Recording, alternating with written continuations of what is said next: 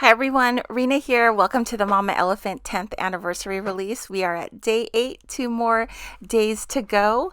Make sure you take a look at the Mama Elephant socials for the anniversary release promotion announcement on the 14th. The release will be available on September 15th, and that starts Mama Elephant's 3-day stampede, which is a blog/Instagram hop featuring the design team and special guest designers. I love the stampede. I love, love, love seeing what everyone made with the new product. First up, we're going to take a look at ice fishing, and this is a stamp set that was illustrated by Ada Zamora, and I loved coloring these. It was so fun. My favorite image is Polar Bear Guy with his little fishing pole and his little gift. So cute. You can also make a little ice hole. You would stamp out that hole first, and then there's a die that cuts out the inside of it, so you can do that if you like. Here's a look at the coordinating dies for ice fishing, and then next up we have silhouette snow trees. This Creative Cuts comes with 4 different trees, and I love these. I love the shape of them. I loved using them. I think it's perfect for all of the holiday backgrounds. I'll be coloring in the images today using Copic markers. Here are the colors I used. I wanted to do like greens and blues, and I just picked a bunch of neutral colors to choose from. So we did lots of coloring, lots and lots of coloring, and I tried to do the coloring like more intense than I normally do. I don't know why. I just felt like doing it that way because you guys know me. Like when I color, it's like quick. It's like a swipe. We're done. But this one I wanted to take time with it because I really love the images. I would typically use Zigs for Ada Zamora images, but I wanted to mix it up this time. I was doing some ice fishing research just because sometimes I like to know about like what I'm coloring, and and if I just want to make sure I'm coloring it right. So we did research. I asked my husband to look up ice fishing and like read about it and like read it to me. And we were laughing so hard. I don't know why. It was one of those you had to be there moments because they were talking about like the bait that they use, and one of the baits, like the bait for the fish, one of the fish is called crappie, and we were laughing and laughing about it. It's Crappie. It's a legitimate fish. I looked it up and we were just dying. I don't know why. It was just like so funny. One of the things that I also wanted to do is color a polar bear. And so I have a heavy hand, so it's hard for me to do. You know what? The hardest color for me to color is white. So, because it's all about the shadows and stuff, and in order to make it look white, you have to have some dark areas. So, I was practicing with it because I was like determined to make a polar bear, and I love him so much. And you have to trust the process because I started off with the critter like skins and furs first, and it just looks like nothing without coloring the clothes. So I was like, oh my goodness, this does not look good. But I kept going, and once you add all of the other different colors, and you add the blush, and you add the shading, it starts to take form. Not gonna lie, I think this is like the best thing I've colored so far. I was just really proud of myself because I was channeling Kiwi, and Kiwi is on the design team, and she is like an incredible colorist, incredible. And I've watched her color before, and she is so meticulous, like the opposite of me. She is so meticulous, so perfect. And like she takes time with it and stuff. So I'm like, I'm gonna do it Kiwi style today, and it took longer than like how I would do it the normal way. But I am just so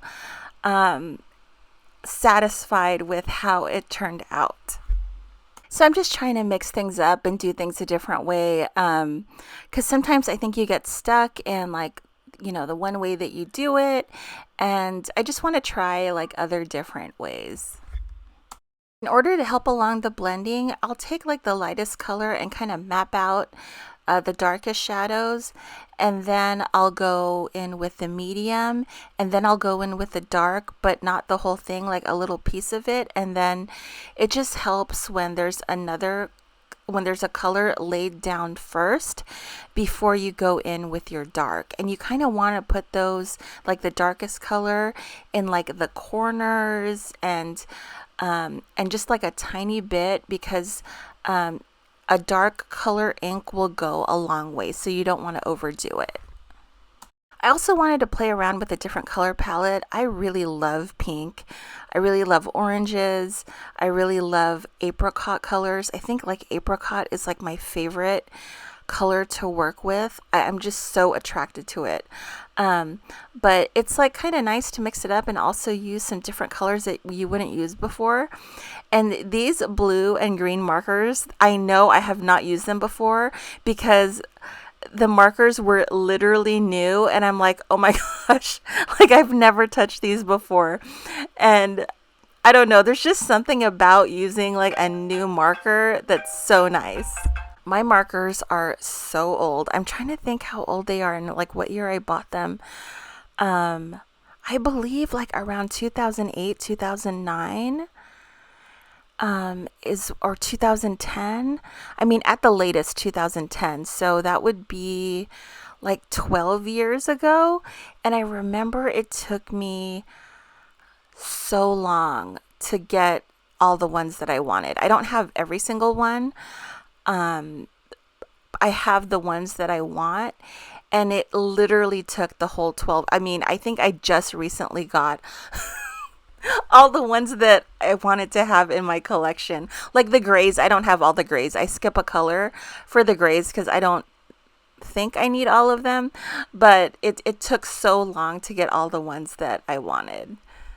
I'm actually kind of sad because it's like the end of an era, because like every week or whatever, every 2 weeks, I would be, okay, which ones do I want? Like, which ones do I want to try next? And it was always fun, because I tried to keep it within a certain budget too. And it was always fun to pick like the new ones that I wanted. So I'm using the Into the Night cover, but I'm not using the inside piece. And I'm just doing some quick ink blending, one on the inside and then one on the outside. These are going to be two different cards. And so now I'm just going to be putting them together.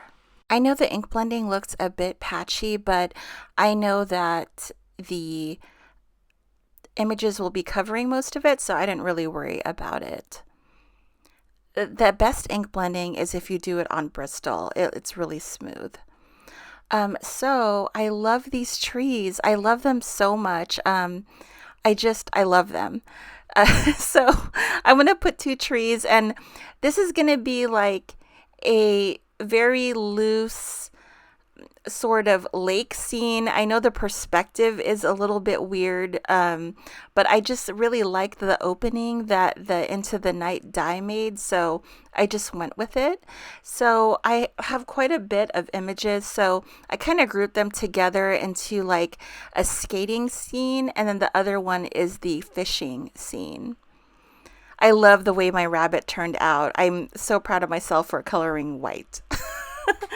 So I'm using some of these sentiments from the stamp set, but I decided to borrow that longer one from yesterday's stamp set, only because I needed to fill up some space. Here's the second card, again using the Into the Night Creative Cut. And I'm just using those silhouette snow trees. I just love them. And then this is going to be my fishing scene.